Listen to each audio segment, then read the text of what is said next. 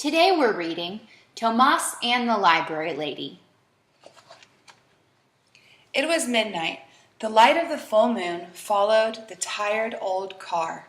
Tomas was tired too, hot and tired.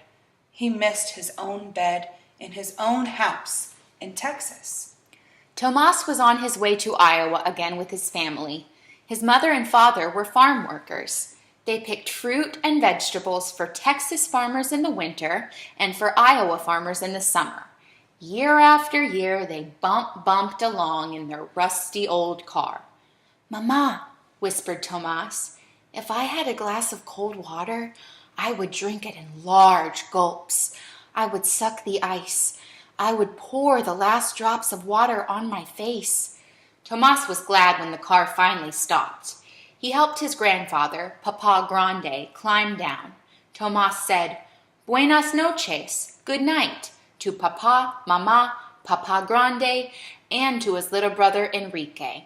He curled up on the cot in the small house that his family shared with the other workers.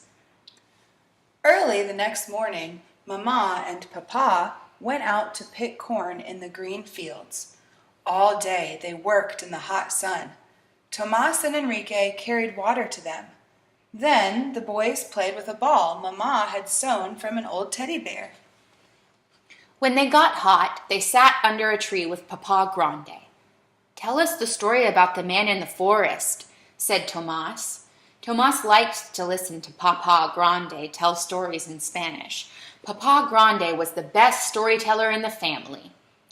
"En un tiempo pasado," Papa Grande began. "Once upon a time, on a windy night, a man was riding a horse through a forest. The wind was howling, whoo, whoo, and the leaves were blowing, whoosh, whoosh. All of a sudden, something grabbed the man. He couldn't move. He was too scared to look around. All night long he wanted to ride away, but he couldn't. How the wind howled, how the leaves blew, how his teeth chattered. Finally, the sun came up. Slowly the man turned around. And who do you think was holding him?" Tomas smiled and said, "A thorny tree." Papa Grande laughed. "Tomas, you know all my stories," he said. "There are many more in the library. You are big enough to go by yourself. Then you can teach us new stories." The next morning, Tomas walked downtown. He looked at the big library. Its tall windows were like eyes glaring at him. Tomas walked around and around the big building. He saw children coming out carrying books. Slowly, he started climbing up the steps. He counted them to himself in Spanish.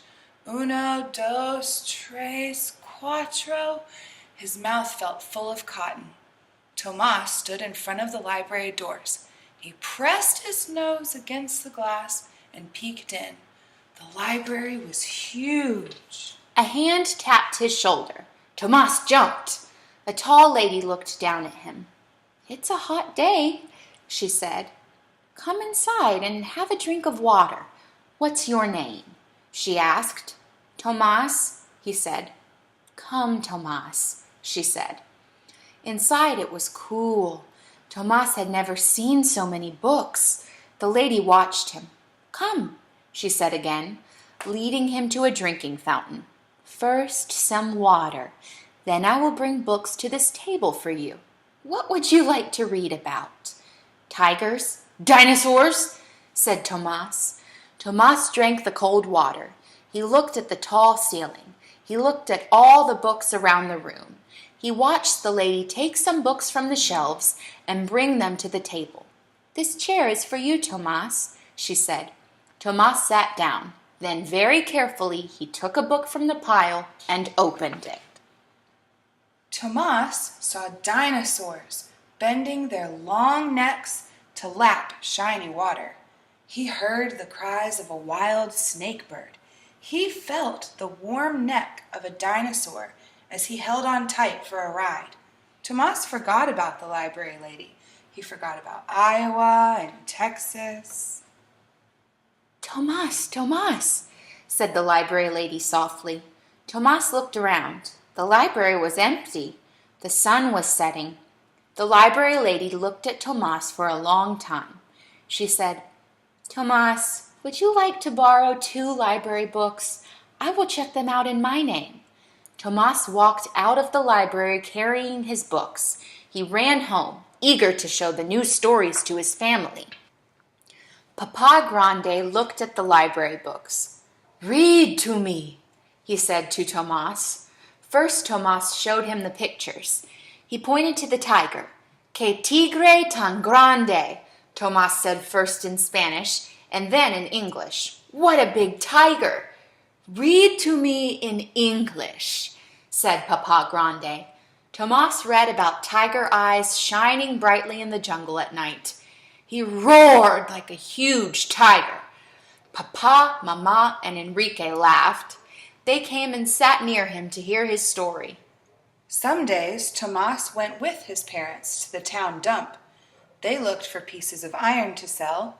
Enrique looked for toys. Tomas looked for books. He would put the books in the sun to bake away the smell. All summer, whenever he could, Tomas went to the library. The library lady would say, First a drink of water, and then some new books, Tomas. On quiet days, the library lady said, Come to my desk and read to me, Tomas. Then she would say, Please teach me some new words in Spanish. Tomas would smile. He liked being the teacher. The library lady pointed to a book. Book is libro, said Tomas. Libro, said the library lady. Pájaro, said Tomas, flapping his arms. The library lady laughed. Bird, she said. On days when the library was busy, Tomas read to himself. He'd look at the pictures for a long time. He smelled the smoke at an Indian camp. He rode a black horse across a hot, dusty desert. And in the evenings, he would read the stories to Mama, Papa, Papa Grande, and Enrique. One August afternoon, Tomas brought Papa Grande to the library. The library lady said, Buenas tardes, señor. Tomas smiled. He had taught the library lady how to say, Good afternoon, sir, in Spanish. Buenas tardes, señora, Papa Grande replied. Softly, Tomas said, I have a sad word to teach you today. The word is adios. It means goodbye. Tomas was going back to Texas.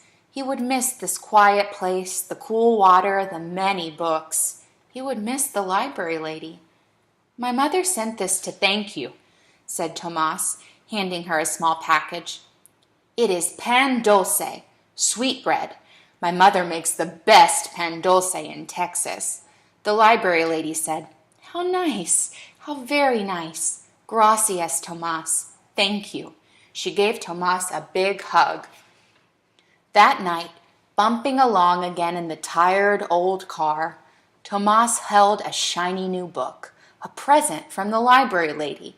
Papa Grande smiled and said, More stories for the new storyteller. Tomas closed his eyes. He saw the dinosaurs drinking cool water long ago. He heard the cry of the wild snake bird. He felt the warm neck of the dinosaur as he held on tight for a bumpy ride. Thank you for reading with us.